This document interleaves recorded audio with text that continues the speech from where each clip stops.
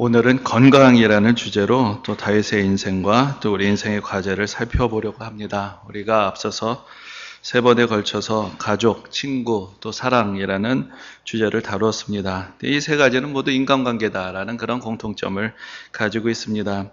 그리고 우리가 내리게 된 결론은 다윗이라는 사람이 인간관계에 있어서 사실 그렇게 높은 점수를 주기는 힘든 사람이다라는 그런 사실이었습니다. 참으로 매력적인 사람이었고 많은 사랑을 받고 또 많은 사람들의 신뢰를 받았지만 우리가 성경의 기록을 자세히 살펴보면은 정작 가까이 있는 사람들에게 그는 우리의 예상과는 달리 상당히 때로는 이기적이고 때로는 계산적인 그런 모습을 보여주었던 것을 같이 보았습니다.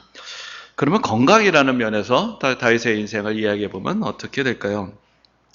어느 시대에나 건강이 인생에서 가장 중요한 관심사 중에 하나였겠다고 할 수는 있겠지만은 우리 시대에 또 건강에 대한 관심은 그 어느 시대보다도 높습니다. 그 사람들이 관심을 가지고 공유하는 정보의 양을 기준으로 생각해 본다면은 조금 넓은 의미에서의 건강, 즉 질병으로서부터의 건강이 아니라 더 나아가서 다이어트, 뷰티, 먹거리, 소위 웰빙에 대한 관심까지 포괄한다면 가히 어떤 다른 주제도 비교할 수 없을 만한 그런 압도적인 관심을 차지하고 있다라고 할 수가 있을 것입니다. 그 이유는 한편으로는 우리가 흔히 이야기를 하는 것처럼 이전 세대와는 달리 우리가 우리의 몸을 움직일 기회들이 점점 줄어들고 있고 그렇게 해서 움직이지 않고 운동을 하지 않게 되므로 누적되는 그런 여러 가지 건강상의 문제가 있기 때문에 우리가 관심을 가지고 의식적으로 우리의 몸을 사용하고 또 운동을 하고 관리를 해야 되는 그런 필요가 있기 때문일 것입니다. 그러나 또 한편으로는 이제 오늘날 현대적인 과학적, 의학적인 기술, 정보, 지식이 발전되고 확산되고 또 많은 사람들에게 알려지면서 이제 건강이라는 것이 우리가 마음 먹기에 따라서 충분히 관리가 가능한 영역 중에 하나가 되어버린 이유도 크다고 할 수가 있을 것입니다.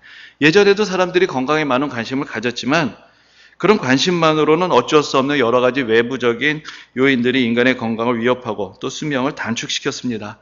그런데 오늘날에는 많은 사람들이 점점 내가 충분히 주의를 기울이고 건강을 관리하고 건강의 수칙들을 잘 지키고 좋은 습관을 들이고 좋은 먹거리를 먹고 관리를 하면은 누구든지 100세 시대를 꿈꿀 수 있다라는 이제 그런 기대를 갖게 되었고 그렇기 때문에 그만큼 사람들이 더 건강에 대한 관심을 더 많이 가지게 된 그런 시대가 아닌가 생각을 합니다. 그래서 사실 건강이라는 주제는 아마도 우리가 과거로 돌아가서 다윗에게 당신의 건강이 어떻습니까? 라고 묻는다면 다윗은 그게 뭔데요? 라고 이야기를 할지도 모르겠습니다. 다윗의 시대 건강이라는 주제 갖고 내가 어떻게 건강하게 살 것이냐 그렇게 크게 관심을 갖지는 않았을 것 같지만 오늘 우리 시대에는 우리 인생을 살아가는데 매우 중요한 그런 관심이기 때문에 이 주제를 가지고 다윗의 인생을 살펴보려는 것입니다. 근데 아마도 다윗은 모를지 모르지만 우리가 이번에 살펴보려는 7가지 주제 중에서 적어도 건강이라는 면에서는 다윗은 가장 높은 점수를 받지 않을까 이제 그렇게 생각을 합니다. 다윗의 인생에서 가장 결정적인 순간이 무엇입니까? 누가 뭐래도 그것은 다윗과 골리앗의 대결이라고 할 수가 있습니다. 그래서 우리가 다윗이라는 이름을 생각하면 늘 골리앗의 이름이 따라 붙는 것을 볼 수가 있습니다. 그런데 골리앗은 기골이 장대한 장수였고 다윗은 사울왕이 하사한 갑옷을 건칠 만한 체격도 되지 못했습니다. 그런데 그 모든 사람들의 예상을 깨고 골리앗과 맞서 싸워서 다윗이 승리를 한 것이죠. 저는 다윗과 골리앗에 대한 본문을 읽을 때마다 사울왕이 참 무모하게 골리앗과 싸우겠다고 나선 그 다윗에게 그럼 가서 싸워라 라고 허락을 해준 이유가 다윗이 이길 것이라고 기대했다기보다는 우리나라의 역사로 비유를 하자면은 일종의 화랑 관창 같은 그런 역할을 할 것이라고 생각했기 때문은 아니었나라는 그런 상상을 해보곤 합니다. 여러분들도 잘 아신 대로 그 유명한 황산벌 전투에서 신라군은 백제의 계백장군을 만나서 연전연패하고 있었습니다. 근데 그때 참으로 무모하게도 어린 화랑 관창이 적진으로 돌격을 해 들어갑니다. 그렇다고 물론 사로잡히게 되었고 2번이나 그런 일들이 연거푸 일어납니다. 그런데 이제 계백장군은 그 관창의 용기를 가상히 여겨서 계속 풀어줬던 것이죠. 근데 3번째까지 쳐들어오니까 이제는 더 이상 어쩔 수 없다 생각하고 관창을 죽이게 됩니다. 근데 이 용감했던 어린 관창의 죽음이 신라군의 사기를 돋구가 되었고 결국은 이 황산벌 전투에서 신라군이 승리를 거두는데 크게 기여를 하게 된 것이죠. 그러니까 사울왕이 다윗에게 나가 싸우기를 허락한 것은 다윗이 승리할 거라고 생각했다기보다는 이 어린 다윗이 저렇게 용감하게 싸우다가 죽는 것을 보아라. 우리가 어떻게 여기 가까이 가만히 있겠는가? 어쩌면 이스라엘 군대의 사기를 진작시키기 위한 하나의 희생양춤으로 생각하지 않았겠는가? 그렇게 생각을 해봅니다. 그런데 완전히 예상 밖으로 다윗이 그 장대한 골리앗을 물맷돌로 쓰러뜨리고 승리를 거두게 되고, 이로 인해서 기세를 잡은 이스라엘 군대가 그날 블레셋 군대를 향해서 큰 승리를 거두게 된 것입니다. 그래서 우리가 생각하기에 이것은 완전히 기적이다. 이것은 정말로 있을 수 없는 일이 일어났다. 이것은 하나님의 능력이고 기적이 일어난 것이다. 그렇게 생각을 하기가 쉽습니다. 그런데 다윗은 그렇게 생각하지 않았습니다. 우리가 다윗과 사울 왕이 만나서 나누는 대화의 이야기를 그 성경의 기록을 통해서 보게 되면은, 이제 사울 왕이 다윗에게 묻습니다. 너는 이렇게 아직 어린 소년에 지나지 않고 골리앗은 저렇게 기골이 장대한 장수고 용사인데 내가 어떻게 상대가 되겠느냐? 근데 우리가 성경에 있는 표현을 그대로 가져오면은 다윗의 대답은 이렇습니다. 주의 종이 아버지의 양을 지킬 때 사자나 곰이 와서 양떼에서 새끼를 물어가면 내가 따라가서 그것을 치고 그 입에서 새끼를 건져내었고, 그것이 일어나 나를 해하고자 하면 내가 그 수염을 잡고 그것을 쳐 죽였나이다. 주의 종이 사자와 곰도 쳤은즉 살아계시는 하나님의 군대를 모욕한 이 할례받지 않은 블레셋 사람이니까 그가 그 짐승의 하나와 같이 되리이다. 엄청난 이야기가 여기 있는 것이죠. 그러니까 다윗이 골리앗을 맞서 나갈 때 어떤 요행수를 바랬던 것도 아니고 그냥 신앙이 좋아서 순전한 마음에 하나님이 이기게 해주실 것이다 라고 아무 방비 없이 그냥 믿음을 갖고 나간 것도 아니었습니다. 다윗에게는 경험이 있었습니다. 사자와 곰과 싸워서 양떼를 구해내고 그 맹수들의 수염을 잡고 쳐 죽였던 경험이 있었던 것입니다. 근데 제가 이 이야기를 읽으면서 사자는 그렇다 치고 곰한테 무슨 수염이 있는지, 뭐를 잡았을까? 좀 이해가 되지 않기는 하지만 이 이야기가 멀리서 뭘 던져서 맞춰서 사자고 곰을 쫓아냈다는 것이 아니라 직접 육박전을 하고 1대1로 붙어가지고 결국 싸워서 이겼다라는 이제 그런 이야기가 될 것입니다. 그것은 그만큼 다윗의 용맹함을 드러내주는 그런 말일 것입니다. 그래서 다윗의 말을 그대로 받아들인다면 다윗이 무슨 꾀를 내어서 맹수를 물리친 것이 아니라 사자나 곰이 와서 양떼에서 새끼를 물어가면 따라가서 치고 새끼는 건져내고 그 맹수는 쳐 죽였다라는 이야기가 됩니다. 이것은 거의 삼손급의 그런 완력이라고 할 수가 있을 것입니다. 물론 어느 정도 과장이 있다라고도 얘기를 할 수가 있겠죠. 그러나 지금 이 상황에서 지금 다윗은 자기 목숨을 걸고 골리앗과 싸우러 나가는 마당에 굳이 과장을 해서 그가 얻을 수 있는 것이 무엇이 있겠습니까? 물론 다윗이 골리앗을 보고 격분했던 이유는 신앙적인 것이었습니다. 저 블레셋 장수가 하나님을 모독했기 때문이고, 그래서 다윗이 하나님을 위해서, 하나님의 이름을 위해서, 그러므로 하나님의 도우심을 믿고 의지하며 골리앗과 싸우러 나간 것이지만, 그러나 또한 그가 그 동일한 그 하나님을 모독하는 골리앗을 보면서 숨지기고 있을 때에 큰 소리를 칠 수 있었던 것은 앞에서 말한 경험을 가지고 있었고, 그만큼 자기 자신의 육신의 힘에 대한 자신감을 가지고 있었기 때문입니다. 그래서 오늘 주보 표지에 여러분들이 잘 아시는 그 미켈란젤로의 다윗상, 우리가 흔히 다비드상이라고 말하는 그 상의 그림, 그 사진을 실어 놓았습니다. 근데 미켈란젤로의 다윗상은 이 골리앗과 싸우러 나가는 다윗의 모습을 묘사해서 조각한 것이라고 합니다. 근데 미켈란젤로는 르네상스 시대에 생각하는 가장 이상적인 남성의 육체의 힘과 아름다움을 표현할 대상으로 바로 다른 누구가 아니라 여러 그리스 로마의 많은 신화의 대상이 있었고 성경에 많은 인물이 있었지만 바로 다윗을 택했던 것입니다. 그것은 미켈란젤로도 성경의 기록을 통해서 다윗이 육체적으로 볼 때 가장 탁월한, 가장 완벽한 사람 중에 하나다라는 그런 생각을 가지고 있었다라는 것을 우리에게 가르쳐 줍니다. 그래서 성경이 다윗의 외적인 조건에 대해서 좋은 이야기들 많이 하는데 늘 용모가 아름다웠다라는 말을 덧붙입니다. 그것은 다윗이 키가 크지는 않았는지 모르지만 대단한 완력을 가지고 있었고 그러면서 상당히 균형이 잡힌 그런 체형을 가지고 있었다라는 의미로 받아들일 수 있을 것입니다. 그런데 다윗이 무슨 특별한 운동을 하면서 체력을 관리했던 사람은 아니었습니다. 굳이 이야기를 하자면은 사자 사냥 이런 운동을 했다라고 할 수가 있겠죠. 근데 다윗의 체력은 사실 목동으로서 양을 지키면서 그의 일상의 삶에 충실하면서 자연스럽게 형성된 것이었습니다. 그는 다만 자기에게 맡겨진 책임을 다하기 위해서 아버지께서 맡겨주신 한 마리의 양도 잃어버리지 않으려고 하는 그 책임감 속에 있었고, 그래서 어떤 맹수도 두려움의 대상이 아니라 그저 자기의 양을 빼앗아가려는 도적대에 지나지 않았고, 그 맹수들과 다투는 가운데 담대함과 육체적인 완력을 함께 얻게 되었던 것입니다. 그리고 우리가 잘 아는 것처럼 다윗의 명성은 바로 전쟁터에서 시작이 됐습니다. 다윗은 골리앗과의 싸움뿐만 아니라 그 이후에 여러 성경에 기록된 전쟁을 승리로 이끈 장본인이었습니다. 그것을 보면은 다윗이 단지 힘이 좋다라고만 이야기보다도 다윗이 탁월한 지략을 가지고 있었고, 그래서 다른 말로 하자면 정신적인 건강에 있어서도 높은 점수를 받을 만한 그런 사람이었다라는 것을 우리에게 알려줍니다. 앞에서 다윗의 인간관계에 대한 이야기들을 잠깐 했지만, 적어도 다윗의 우리 오늘날 요즘 유행하는 표현으로 말하자면 다윗의 멘탈이 상당히 강했다라는 점은 우리가 인정을 해야 할 것입니다. 앞으로 또 남은 시간들을 통해서 좀 더 살펴볼 기회가 있겠지만은, 다윗에게는 다른 사람들의 생각은 아랑곳하지 않고 집요하게 자기의 목적을 일관되게 추구할 수 있는 강한 정신력이 있었습니다.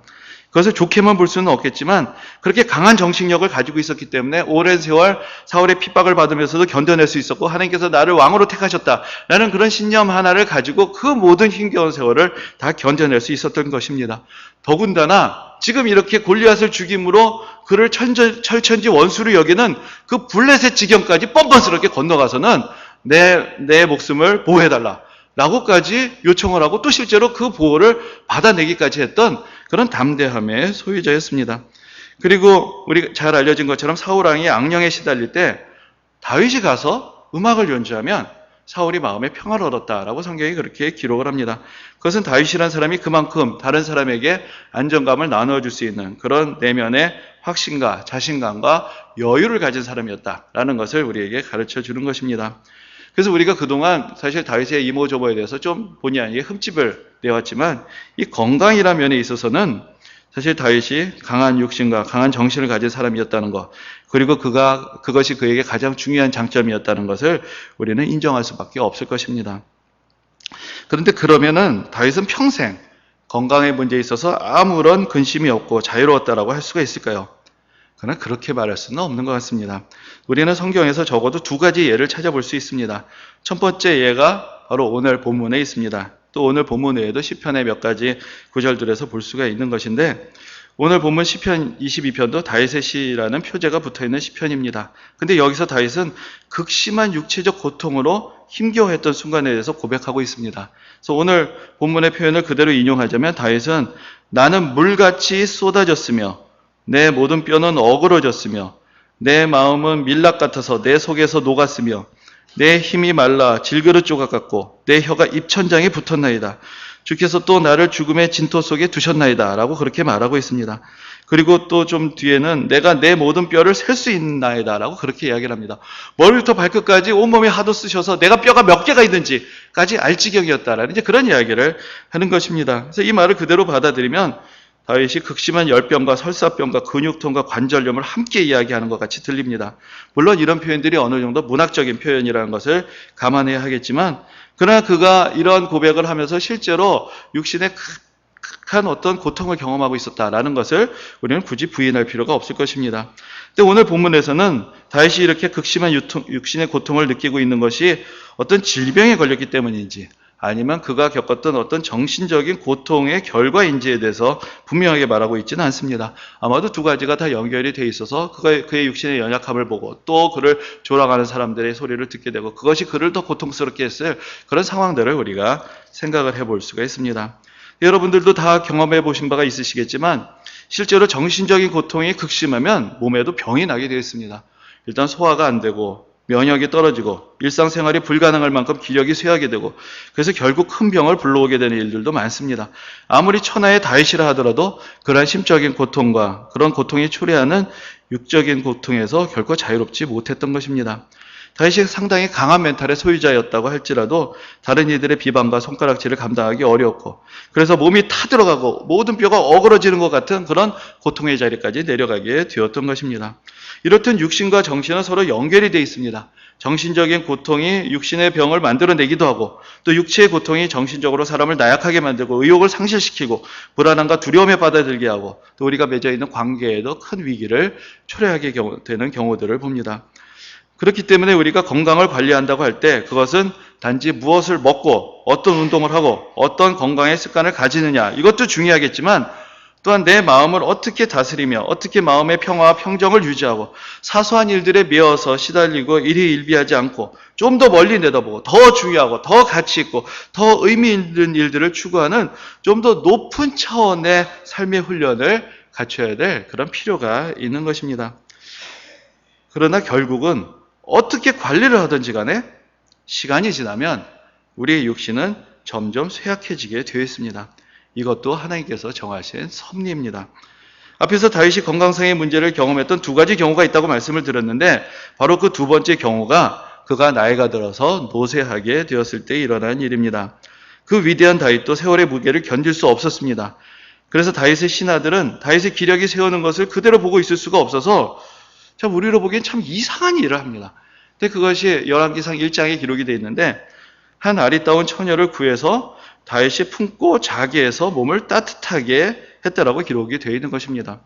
아니 몸을 따뜻하게 하려면 그냥 열이 많은 처녀면 되죠. 왜 꼭 아리따워야 되는지 뭐 그것도 잘 알 수가 없는데 꼭 굳이 그렇게까지 해야 하는 것인지 이것이 그 당시 얼마나 소위 일반화되어 있었던 풍습이 있는지 확인할 수는 없지만 적어도 우리가 성경에서 보면 다윗 말고는 이런 일을 하는 사람이 없었다라는 것 정도는 우리가 알 수가 있습니다.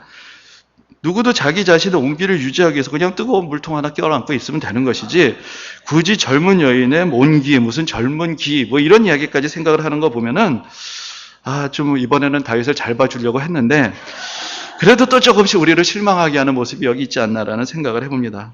그 이유가 무엇이었는가? 젊은 날에 그렇게 대단한 힘을 가졌던 다윗이었기 때문에 그만큼 나이가 들고 육신의 기력이 쇠해지는 것을 그 자신도 또 곁에서 모시고 있는 신하들도 그것을 보고 받아들이기 어렵기 때문에 이런 방법까지 동원했던 것이 아닌가라는 그런 생각을 해보게 되는 것입니다. 근데 그것이 무슨 큰 도움이 되었겠습니까?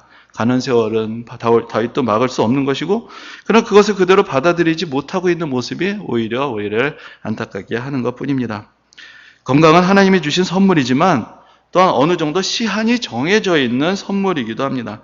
그 건강이란 선물을 가지고 그러므로 우리는 우리에게 주어져 있는 그 시간에 그것을 가지고 어떻게 살아갈 것인가에 대한 조금 더 깊은 관심이 있어야 하는 것입니다.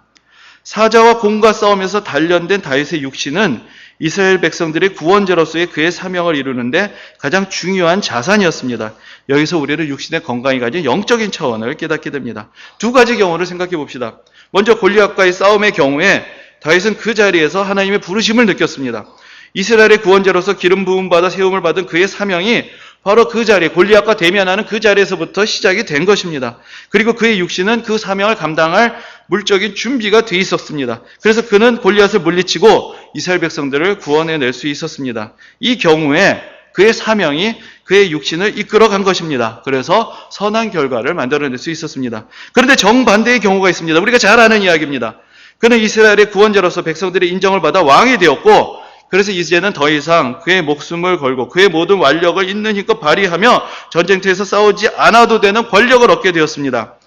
그러나 그의 육신은 여전히 건강했고 사명의 자리를 잃은 그 지나친 건강함이란 것은 그의 육신을 욕망의 덩이로 만들어버렸습니다. 그래서 우리가 앞에서 살펴본 것처럼 그 육신의 욕망이 그의 이성을 마비시켰고 그의 도덕적인 양심을 마비시켰고 영혼을 더럽히며 간음과 살인이라는 최악의 결과를 만들어내었던 것입니다.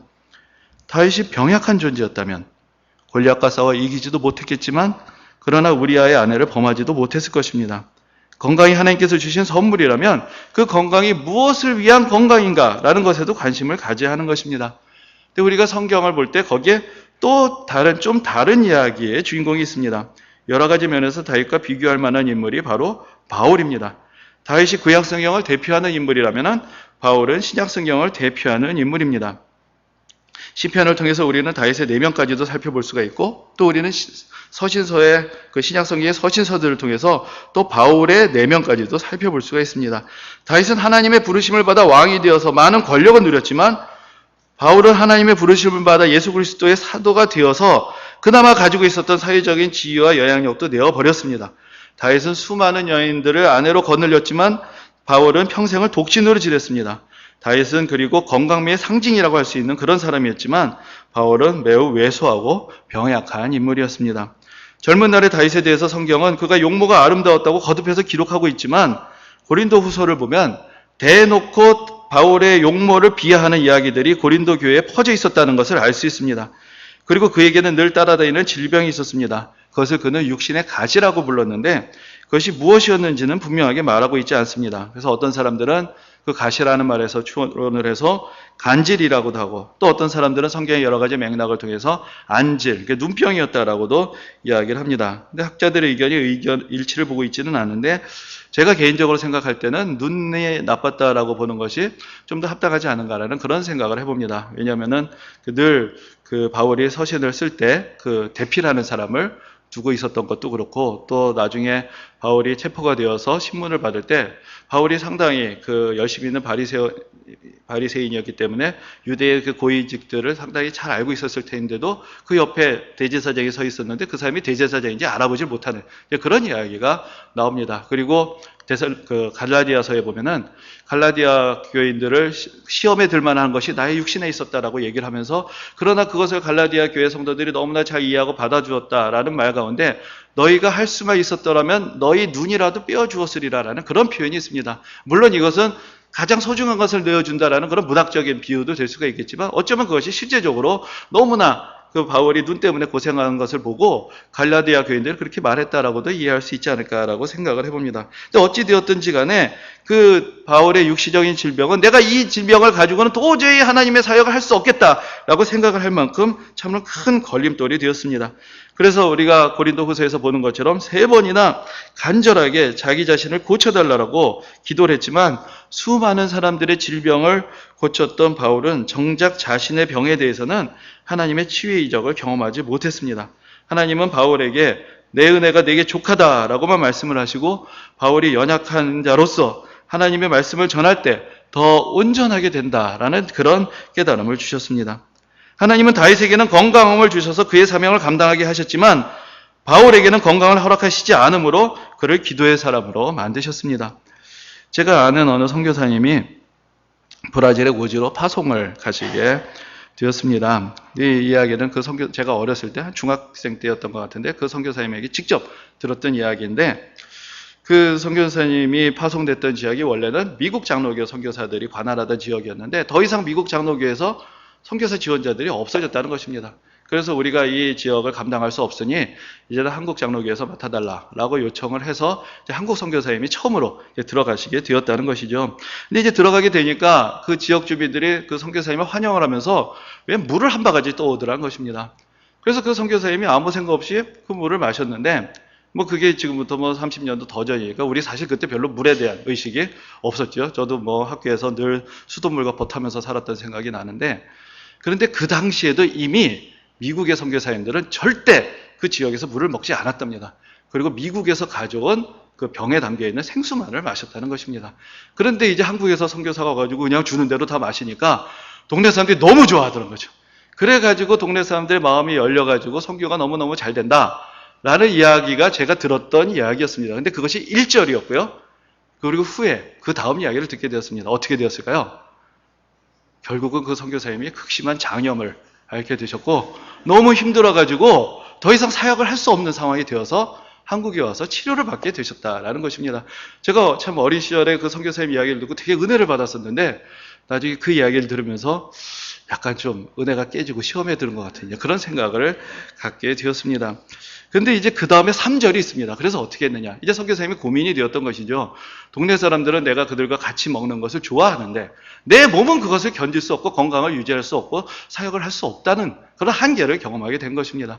근데 그때 이제 그 선교사님이 생각하게 되신 것은, 그래서 그 마을 앞에 얼마나 큰지 모르겠는데 아무튼 큰 물통을 설치를 하고 그 물을 끓이기 시작을 했답니다. 그래서 그 강물을 그 통에다 담아놓고 그것을 끓여서 그 끓인 물을 동네 사람들과 같이 먹자고 그렇게 하시면서 이제 사역을 계속하고 계시다라는 이야기를 이제 들었던 적이 있습니다.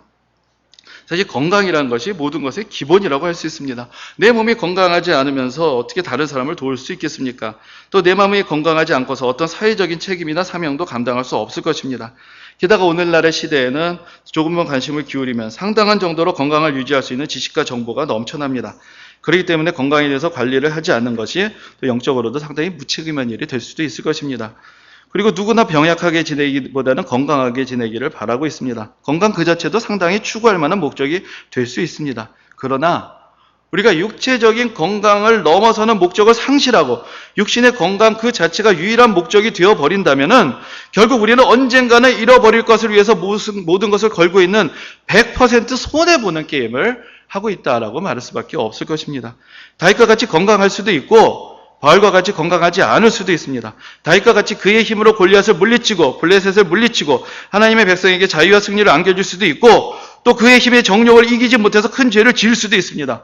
바울과 같이 그 육신의 연약함으로 사명을 감당하지 못할 위기에 처할 수도 있지만 그 자신의 연약함을 절감하면서 철저하게 하나님만을 의지하는 기도의 사람이 될 수도 있습니다. 지금 우리의 육신이 이러하든 저러하든 그 모든 것을 지으시고 우리에게 허락하신 분은 하나님이십니다. 그리고 하나님은 우리에게 허락하여 주신 그 우리의 육신을 잘 돌보아야 하는 책임도 우리에게 주셨지만 또한 이 육신을 가지고 그 육신의 한계 안에서 우리가 할 수 있는 한 최선의 사랑을 베푸는 도구로 또 최선의 사명을 이루는 도구로 우리의 육신을 우리가 사용하며 버텨 살아가게 되기를 주님께서는 원하시는 것입니다. 오늘 잠시 후에 또 보고의 시간이 있겠지만 이번 해의 선교에서 하나님께서는 어느 때보다도 많은 사역의 열매를 맺게 하셨고 또 그러나 또 어느 때보다도 많은 육신의 어려움을 겪게 하셨고 그래서 선교대원들이 많은 고생을 하게 되었습니다. 복음을 전할 때 우리가 감내해야 되는 고난이란 어떤 것인가에 대해서 많은 생각을 또 하게 되었고 또 이 모든 일들이 하나님께서 우리에게 주시는 의미가 무엇인가라는 것은 앞으로도 또 두고 생각해봐야 될 과제를 얻게 되었습니다. 그러나 하나님께서 그 모든 상황을 은혜로서 또한 이겨내게 하셨고 또 더 많이 기도하게 하셨고 또 우리가 쉬게 되었던 그 자리에 또 우리가 동역하기 위해서 왔던 그 캄보디아 청년들이 더 큰 사명감을 가지고 또 헌신적으로 감당하는 그런 모습을 보게 되기도 하였습니다. 하나님께서 우리에게 허락하여 주셨던 여러 가지 육신의 상태라는 것은 참으로 연약한 우리 인간의 존재를 그대로 고백할 수밖에 없는 그런 상황이지만 그러나 하나님께서 어떤 상황이든지 간에 바로 우리가 사랑의 도구로서 우리의 육신을 가지고 살아가기를 하나님께서 원하신다라는 것도 다시 한번 생각해 보게 되었습니다. 이 여름 무더위 한복판에 우리 모두가 건강을 잘 돌보며 쉼과 재충전의 시간을 가지시기를 바랍니다. 그리고 하나님께서 우리 인생에 허락하신 사명이 무엇인지 그리고 우리가 그것을 어떻게 잘 감당해야 할 것인지 또 새로운 깨달음을 얻는 귀한 시간이 되시기를 축원합니다. 아멘.